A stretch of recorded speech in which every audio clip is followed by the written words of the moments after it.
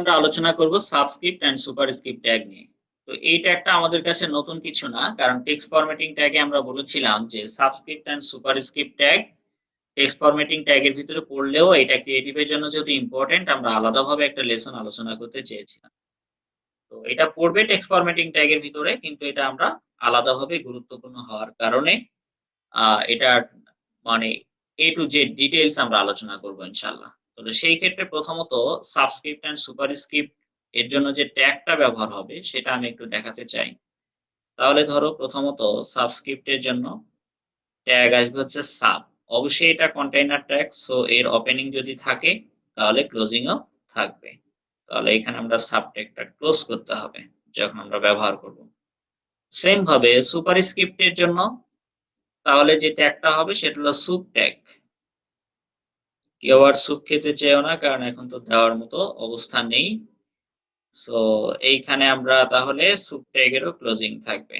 আচ্ছা এবার খেয়াল করে দেখো যে সাবস্ক্রিপ্ট সুপারস্ক্রিপ্ট এটার জন্য যে এই ট্যাগটা হবে মনে রাখার একটা টেকনিক আছে। দেখো যে সাব বানানের প্রথম ৩ টা লেটার যদি আমরা নেই তাহলে সাব হয়। তাহলে আমরা এখানে সাব মনে রাখতে পারি।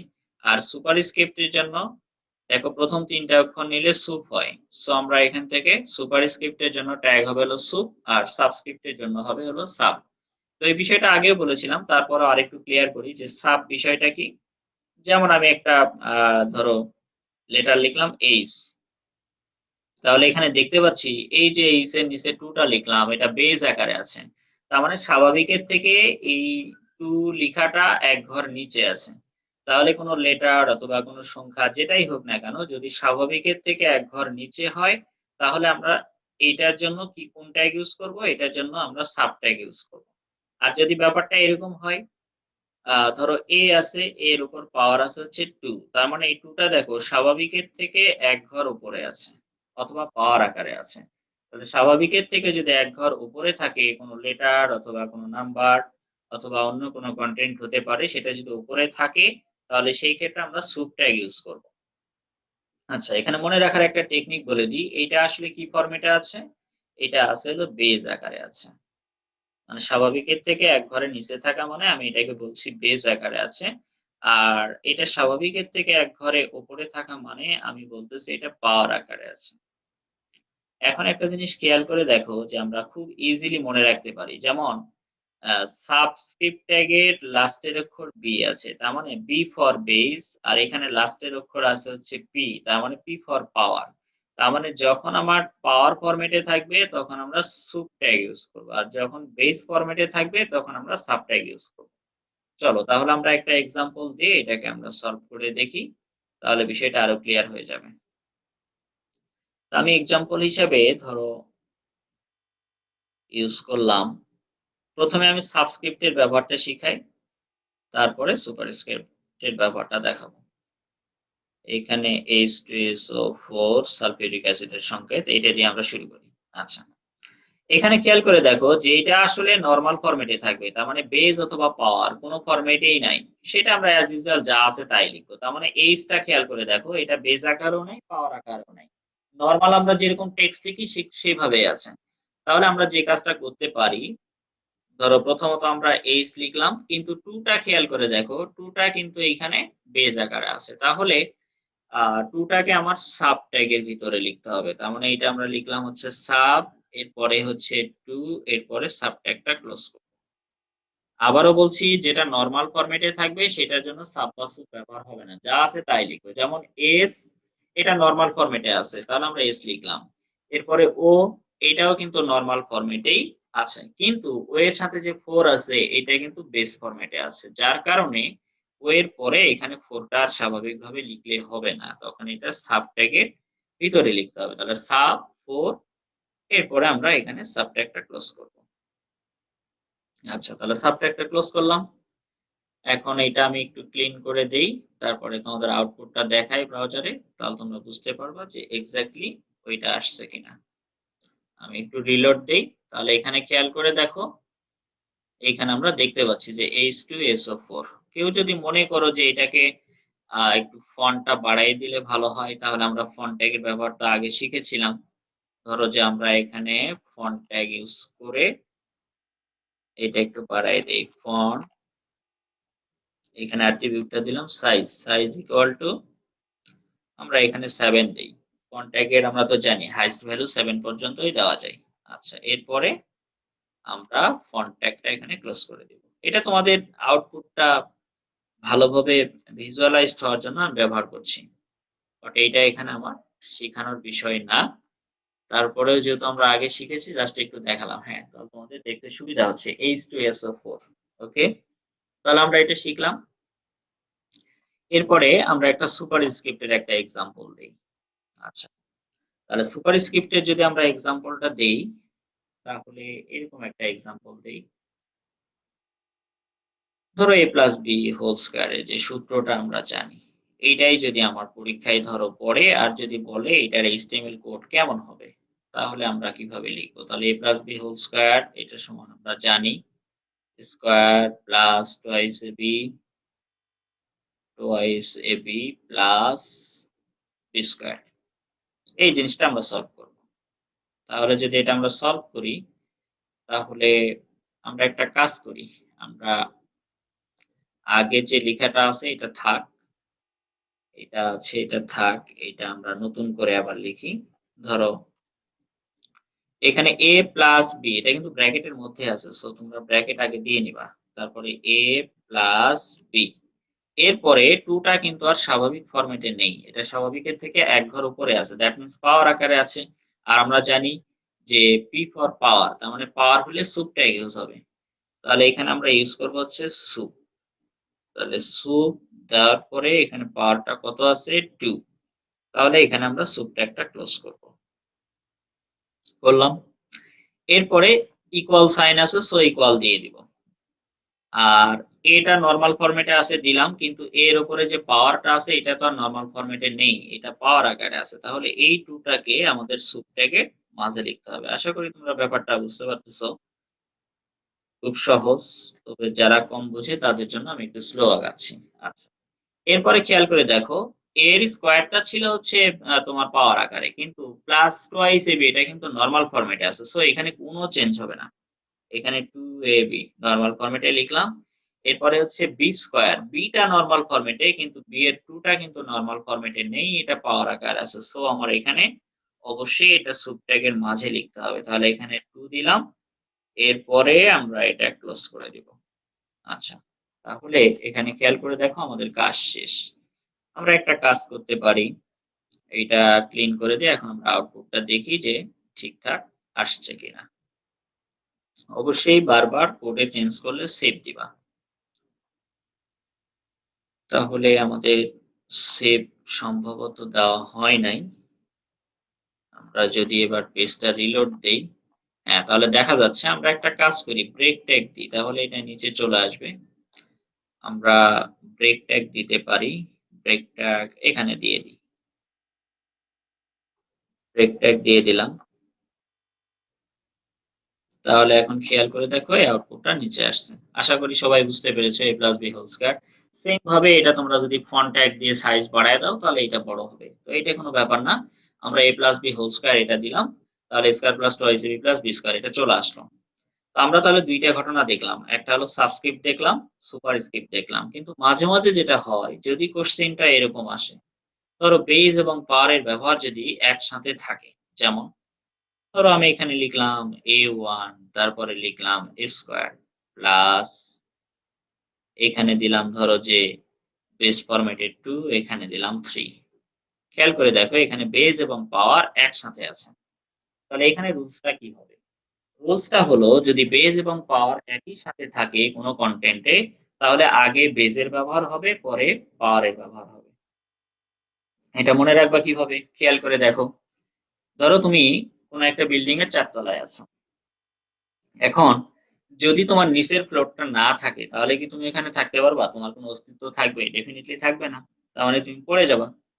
তো যদি বেজ এবং পাওয়ার এর ব্যবহার একসাথে থাকে তাহলে অবশ্যই বেজের ব্যবহার আগে হবে, পাওয়ার এর ব্যবহার পরে হবে। এছাড়াও আরেকটা মনে রাখার টেকনিক আমি তোমাদেরকে বলতে চাই। সেটা হচ্ছে দেখো যে বেজ আর পাওয়ার, তাহলে পাওয়ার এর সাথে পরে কথার মিল আছে। তাহলে এখানে দেখো যে বেজ আর পাওয়ার, তাহলে পাওয়ার ফর পরে। তার মানে পাওয়ার থাকলেই ওটার কাজ পরে হবে। তাহলে আগে কোনটার কাজ হবে? বেজের কাজ। এইভাবে মনে রাখতে পারো।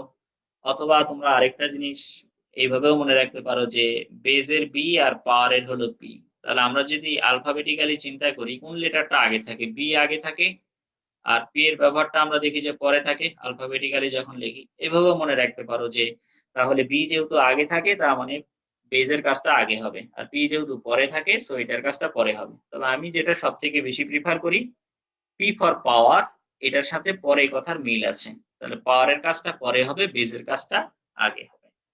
আচ্ছা। তাহলে এটার কোড আমরা লেখা শুরু করি। ধরো প্রথমে A1 স্কয়ার আছে। তাহলে এখানে আমরা একটা ব্রেক ট্যাগ দিয়ে নিই। তাহলে আমাদের আউটপুটটা দেখতে ভালো দেখা যাবে। আচ্ছা। তাহলে এখানে খেয়াল করো যে প্রথমত আমরা লিখব হচ্ছে ধরো A। এর পরে 1 টা কি আছে? বেজ আকারে আছে। আমি আগেই বলেছি বেজের ব্যবহার আগে হবে। তাহলে এখানে আমরা সাবট্যাগ ইউজ করলাম। সাব এর পরে 1, এরপরে এখানে সাবট্যাগটা ক্লোজ করতে হবে। এরপরে একই লাইনে খেয়াল করো এবার 2 আছে। তার মানে আগে আমি বলতে চাচ্ছি বেজের কাজটা তো শেষ, এটার কাজ শেষ। তাহলে এবার আমরা পাওয়ারের কাজটা করব। এইটার কাজটা করব, এটার কাজ করব। তাহলে আমরা এখানে লিখতে পারি যে এখানে সুপ লিখব। সুপ কত আছে পাওয়ারটা 2। তাহলে এখানে সুপ ট্যাগটা এর পরবর্তীতে আমরা ক্লোজ করে দিলাম। এরপরে যা আছে তাই নরমাল ফরম্যাটে প্লাস আছে। এরপরে বি টাও নরমালি আছে। কিন্তু বি এর 2 টা বেজ আকারে আছে। সেম ভাবে তাহলে আগে আমরা সাবট্যাগ ইউজ করব। এরপরে 2 দিব। 2 দেওয়ার পরে এখানে সাবট্যাগটা ক্লোজ করলাম। এরপরে 3 টা কিন্তু পাওয়ার আকারে আছে। তার মানে এইটা আমরা এখন সুব ট্যাগের ভিতরে দিয়ে দেব। তাহলে এখানে যদি 3 দেই, দেওয়ার পরে এখানে আমরা সুব ট্যাগটা ক্লোজ করলাম। তাহলে খেয়াল করে দেখো যে এইখানে বি টা আগে ব্যবহার হবে কারণ বি ফর বেস আর 3 এখানে পাওয়ার আকারে আছে, পাওয়ারের কাজটা পরে হবে। তাহলে এখানে পাওয়ারের কাজটা পরে করেছি। তাহলে এটা ক্লিন করে দিই। চলো দেখি আউটপুটটা এরকম আসে কিনা। অবশ্যই সেভ দিবা। একটু আগে দেখেছো আমার সেভ সঠিকভাবে না হওয়ার কারণে আউটপুটটা আসতেছিল না।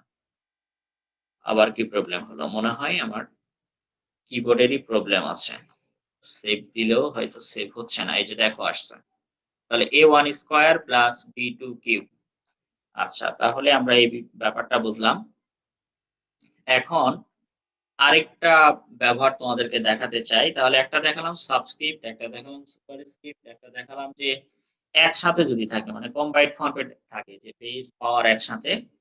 এইবার যদি ব্যাপারটা এমন হয় কখনো, কখনো দেখা যায় এইভাবে থাকে যে A এর উপর B, B এর উপরে C এই ফরম্যাটে আছে। তো এইরকম যদি থাকে তাহলে প্রশ্নটা আমরা কিভাবে সলভ করব? এইভাবে সহজ বুদ্ধিটা হচ্ছে যখন আমি পরে সহজভাবে একটা ওয়ে বলব কিন্তু প্রথমত লজিক্যালি আগে যেটা আমি বলতে চাই সেটা হচ্ছে তুমি চিন্তা করবা এই ২ টা আছে। সি উপরে আছে এটা ভুলে যাও। তো এইটা যদি থাকে তাহলে আমরা সলভটা কিভাবে করতাম? এখানে আমরা একটু ব্রেক ট্যাগ দিয়ে নিই তাহলে আমাদের পরের লাইনে আসবে আউটপুটটা। ওকে। এরপরে ধরো প্রথমত আমরা A লিখলাম। A লিখার পরে এখানে B টা পাওয়ার আকারে আছে। আমি কিন্তু আগেই বলেছি C আছে এটা মাথা থেকে ঝেড়ে ফেলো। তাহলে প্রথমত মনে করবা A এর উপর B টা পাওয়ার আকারে আছে। সো এখানে সুব ট্যাগের ব্যবহার হবে এটা মাস্ট। এরপরে আমরা B দিয়ে দিলাম। এরপরে আমাদের কি করতে হবে? সুব ট্যাগটা ক্লোজ করতে হবে। তো আমি একটা কাজ করতে চাই। এই সুব ট্যাগের এই ক্লোজিংটা আমি নিচে দিয়ে দিলাম। ক্লোজিং থাকলেই তো হলো। এই যে ক্লোজিং আছে। আচ্ছা। এবার তুমি কিভাবে চিন্তা করবা? এবার ব্যাপারটাকে এইভাবে চিন্তা করো যে বি এর উপরে শুধুমাত্র সি আছে। নিচে এ আছে এটা মাথা থেকে ঝেড়ে ফেলো। তাহলে বি এর উপর পাওয়ার যদি সি থাকতো তাহলে তুমি কি করতা? বি এর পরেই সুবট্রাক্টটা ইউজ করতা কিনা বলো? অবশ্যই করতা। তাহলে এই যে এখানে বি আছে এরপরে আমি ধরে নিব B to the power C এর কোড আমি লিখতেছি। তাহলে বি সুব এরপরে আমরা লিখব হচ্ছে সি এরপরে সুবটাকে ক্লোজ করব, তাই তো? তাহলে এখানে আমরা সুবট্রাক্টটা ক্লোজ করলাম। আচ্ছা খেয়াল করো এইটাও আমি যদি চাও তুমি এখানে নিচে দিয়ে এইভাবে চিন্তা করতে পারো। তাহলে দেখো ২ টার ক্লোজিং ই কিন্তু আছে, তাই না? ২ টার ক্লোজিং ই কিন্তু আছে। এই যে এটার ক্লোজিং এটা, এটার ক্লোজিং এটা। এখন আমরা চাইলে এইভাবে দিয়ে দিতে পারি। এইভাবে দিয়ে দিতে পারি। আমি বোঝানোর জন্য এতক্ষণ এটা নিচে লিখে দেখিয়েছি। আচ্ছা, এইটা ছিল হচ্ছে লজিক্যালি চিন্তা করার বিষয়টা। কিন্তু একবারে তুমি যদি চিন্তা করো, তাহলে এবার আমি একটা শর্টকাট বলতে চাই। যখনই দেখবা যে তোমার এই পাওয়ারের উপর পাওয়ার, তার উপরে পাওয়ার, যেমন a to the power b, b two the power c, c two the power d এরকম থাকতে পারে। তো সেই ক্ষেত্রে তোমরা যে কাজটা করবা, কতটা পাওয়ার আছে? ধরো বেজ হলো এখানে এর উপর ২ টা পাওয়ার আকার আছে b আর c। তাহলে খেয়াল করে দেখো যে তুমি লিখবা যে a sub b sub c, মানে আগে কোনো ক্লোজিং দিবা না। তাহলে পাওয়ার আকারে ছিল কয়টা? ২ টা। খেয়াল করো, c ছিল এর উপরে, আরেকটা ছিল হচ্ছে b ছিল। এই ২ টাকে চিন্তা করবা। তাহলে সুব ট্যাগের ব্যবহার হবে ২ টা। দেখো a sub b sub c। এখন তুমি এখানে ওপেনিং ট্যাগ কয়টা লিখেছো? ওপেনিং ট্যাগ লিখেছো ২ টা। তাহলে তোমার ক্লোজিং ও হবে ২ টা। দেখো এখানে একটা ক্লোজিং আছে, এইখানে একটা ক্লোজিং আছে। তাহলে সহজ বিষয় হলো, যদি পাওয়ারের উপর পাওয়ার, তার উপরে পাওয়ার এরকম থাকে তাহলে আগে আমরা কোনো ক্লোজিং ট্যাগ দিব না। প্রথমত আমরা লিখব a sub b sub, এরপরে যদি c এর উপরেও পাওয়ার থাকতো ধরো d, তাহলে লিখতাম c sub d। তাহলে মূল বেজের উপরে পাওয়ার কয়টা আছে? মূল বেজটা আমি বলতাম a বোঝাচ্ছি। পাওয়ার আছে ২ টা, তাহলে এর ক্লোজিং ও হবে ২ টা। দেখো এখানে ক্লোজিং কিন্তু ২ টা দেওয়া আছে। তো প্রথমত লজিক্যালি বলেছি, তোমরা এইভাবে চিন্তা করলে ব্যাপারটা সহজ হবে। চলো তাহলে আমরা এটার আউটপুটটা দেখি। এই যে তোমরা আশা করা যায় বুঝতে পেরেছ। এখন আমরা যে কাজটা করব, যদি এরকম হয় যে এই ব্যাপারটাই যদি এইভাবে আমরা চিন্তা করি যে এর পরে বেজ আকারে আছে b, তারপরে আছে c, তো তাহলে কি হতো? একই জিনিস, শুধুমাত্র এটা আমরা বেজ আকারে চিন্তা করব। আগে আমরা পাওয়ার আকারে চিন্তা করেছিলাম, এখন বেজ আকারে চিন্তা করব। তাহলে লজিক্যাল ব্যাপারটা কিভাবে শিখাইছিলাম? যে প্রথমত চিন্তা করব এর বেজ আছে b, তাহলে আমরা কোডটা কিভাবে লিখতাম? এখানে একটা ব্রেক ট্যাগ দিয়ে নিই, তাহলে তোমাদের বুঝতে আরো সুবিধা হবে। ব্রেক ট্যাগ দিলাম। ওকে। আচ্ছা, তাহলে এখানে a, তারপরে আমরা কি লিখবো? বেজ আকারে আছে, তাহলে সাব। সাব আকারে কি আছে? ধরো b। তাহলে আমরা কিন্তু আগে ক্লোজিং দিব না, আমরা এটাই শিখেছিলাম। শর্টকাট কি শিখেছিলাম? যে আগে যতটা বেজ আছে আগে দিয়ে নিই। আগে পাওয়ার ছিল, এখন বেজ। তাহলে a সাব b। এবার b এর পরে আমরা কি লিখবো? b এর পরে লিখবো হচ্ছে সাব, এখানে দিব হচ্ছে c। এখন খেয়াল করে দেখো আর কোনো বেজ নেই। তাহলে আমরা একটা কাজ করব। কয়টা এখানে ওপেনিং আছে? ২ টা ওপেনিং। তাহলে ২ টা ক্লোজিং দিয়ে দিব। তাহলে এখানে সাব ক্লোজ আর আরেকটা সাব ক্লোজ দিব। লজিক্যালি ব্যাপারটা যেহেতু আগে বলছি এজন্য আর এটা বারবার বললাম না। এটা শর্টকাট বলে দিলাম। মানে তুমি এইভাবে চিন্তা করবা, এই যে আগেই বলেছিলাম যে তুমি পরে আবার চিন্তা করবা b এর বেস যদি c থাকতো তাহলে কি লিখতাম? এই যে b বেস মানে b সাব c। সেম ভাবে যদি তুমি a এর বেস b চিন্তা করো শুধু, তাহলে কি লিখতাম? a sub b। আর যেহেতু ২ টা ওপেনিং, তাহলে লাস্টে যে ২ টা ক্লোজিং দিয়ে দিব। এরকম যদি c বেস d থাকতো তাহলে আমরা লিখতাম এখানে c এর পরে লিখতাম যে c সাব d। তাহলে ৩ টা যদি ওপেনিং থাকতো তাহলে ৩ টা ক্লোজিং দিতাম। আশা করি সবাই বুঝতে পেরেছো। তাহলে এই ধরনের যেকোনো কোয়েশ্চেন আসলে আশা করা যায় যে তোমরা সলভ করতে পারবা। তাহলে সচরাচর ইন্টারমিডিয়েটে এর থেকে কঠিন কিছু আসে না। যার কারণে তোমরা যদি এই পদ্ধতিগুলো মনে রাখো তাহলে আর কোনো সমস্যা হবে না। তবে কখনো, কখনো যদি এরকম হয়, তো তার আগে আমি একটু বলি যে এখানে আমরা একটা কাজ করি। এটা সবগুলো আলাদা, আলাদা তোমরা একটা প্যারাগ্রাফ ট্যাগ এর মধ্যে নিলে আলাদাভাবে আর ব্রেক ট্যাগ ইউজ করতে হবে না। যেমন তোমরা যদি মনে করো, আমরা জানি যে ব্রেক ট্যাগ এর কাজ প্যারাগ্রাফ ট্যাগ দিয়েও করা যায়। ধরো এখানে আমরা ক্লোজ করে দিলাম প্যারাগ্রাফটা, তাহলে এইটা একটা আলাদা প্যারাগ্রাফের ভিতরে নিলাম। এটা একটা আলাদা প্যারাগ্রাফের ভিতরে নিবা। সেম ভাবে আমরা পরেরটা যদি একটা আলাদা প্যারাগ্রাফের ভিতরে নেই। ধরো এটা একটা প্যারাগ্রাফের ভিতরে নিলাম, ব্রেক ট্যাগটা বাদ দিলাম। তাহলে এখানেও তোমরা এভাবে কিন্তু নিতে পারো। এইখানে ক্লোজ দিয়ে দিলাম। সেম ভাবে পরেরটা আমরা প্যারাগ্রাফ ট্যাগ লিখলাম, বিআর ট্যাগটা বাদ দিলাম, দিয়ে এখানে আলাদাভাবে ক্লোজ করলাম। আমি কিন্তু বেসিক্যালি তোমরা বলতে পারো যে ব্রেক ট্যাগটাই তো সহজ ছিল। আসলে সহজ কঠিনের জন্য না, আমি তোমাকে ব্যবহারটা দেখাতে চাচ্ছিলাম। যে এক লাইন যদি নিচে নামাতে চাই তাহলে ব্রেক ট্যাগের কাজটা আমি প্যারাগ্রাফ ট্যাগ দিয়ে করতে পারি। যদি আমি কন্টেইনার ট্যাগ দিয়ে করতে চাই। এখানে হোয়াট চিহ্ন চলে আসছে। আমরা এখানে ক্লোজ করে দিলাম। এইবার লাস্টেরটা প্যারাগ্রাফ ট্যাগ, এরপরে এইখানে প্যারাগ্রাফটা ক্লোজ করলাম। এখন খেয়াল করে দেখো প্যারাগ্রাফ দিলে যেটা হয় ২ ঘর করে স্পেস নিয়ে প্যারাগুলো চলে আসে। দেখো H2SO4 A + B whole square A1 A to the power BC A B C সবগুলো এখানে শো করতেছে। এখন তুমি চাইলে একটা কাজ করতে পারো যদি হোল টেক্সটটাকে এখানে ফন্ট ট্যাগ রয়ে গেছে। হোল ট্যাগটাকে যদি আমরা ফন্ট মানে হোল কনটেন্টটাকে যদি আমরা ফন্ট ট্যাগের ভিতরে নেই, তাহলে এখানে সাইজ যদি ডিক্লেয়ার করে দিই, ধরো এখানে দিলাম হচ্ছে 7 দিলাম। আর একদম লাস্টে এসে যদি আমরা এখানে এটা কিন্তু পরীক্ষায় চাইলে দিবা, না চাইলে দিবা না। জাস্ট আমি নিজেরা কোডিং শিখার জন্য আমি বিষয়গুলো বলছি। তাহলে এখানে আমরা কিভাবে দিতে পারি দেখেছো? এখানে খুব সুন্দরভাবে ভিজুয়ালাইজড হচ্ছে। আশা করি তোমরা এটার কাজ বুঝতে পেরেছো সাবস্ক্রিপ্ট অ্যান্ড সুপারস্ক্রিপ্ট ট্যাগের। এরকম যদি আরো কোনো সমস্যা থাকে তাহলে তোমরা কমেন্টসে জানাতে পারো। আমি চেষ্টা করব এটার সলিউশন দেওয়ার জন্য।